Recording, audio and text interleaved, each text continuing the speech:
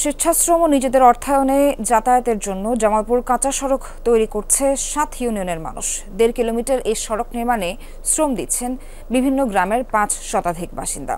বছরের পর বছর জনপ্রতিনিধি আর প্রশাসনের সহায়তা না পেয়ে শুকনো মৌসুমে নিজেরাই হাতে তুলে নিয়েছেন ঝুড়ি কোদাল। ২৫০টিরও বেশি ডিজাইন অপশন নিয়ে ওয়ালটন স্মার্ট ফ্রিজ, বোঝে আপনার প্রয়োজন। একটি সড়ক দরকার, তার জন্য বছরের পর বছর অপেক্ষা। অবশেষে নিজেরাই উদ্যোগী। জামালপুর সদর উপজেলার ঝিনাইনদ তীরবর্তী মেষ্টা ইউনিয়ন সহ কয়েকটি পিছিয়ে পড়া জনপদের সড়ক যোগাযোগ বেহাল। রাস্তা হলে সদরের সাথে যাতায়াত সহজ হয় মাদারগঞ্জ, মেলান্দহ ও সরিষাবাড়ী উপজেলার কয়েক লাখ মানুষের।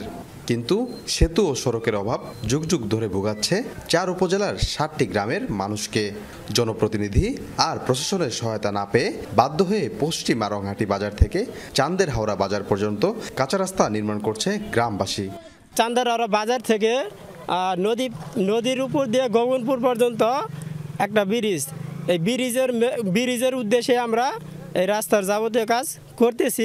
আমরা সব এমপির কাছে গেছি বা ইয়ার কাছে চেয়ারম্যান মেম্বারের কাছে গেছি, সব কাজে গেছি, কোনো কাজ হয় নাই।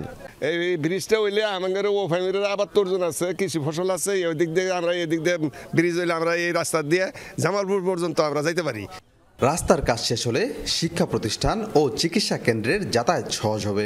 ইতিবাচক প্রভাব পড়বে গ্রামীণ কৃষিতে। মাদারগঞ্জ, সরিষাবাড়ী, তারপর মেলান্দ, জামালপুর, এই রাস্তাতে তো মালামাল, এই মালামালগুলি এই রাস্তায় যাবে।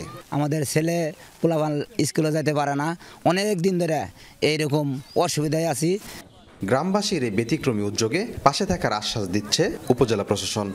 এলজিডি, পিআইও অফিস এবং উপজেলা প্রশাসন সকলে মিলে বিভিন্ন রকম প্রকল্পের মাধ্যমে চান্দের হাওড়ার উন্নয়নের জন্য আমরা ইতিমধ্যে রাস্তার প্রকল্প নিয়েছি।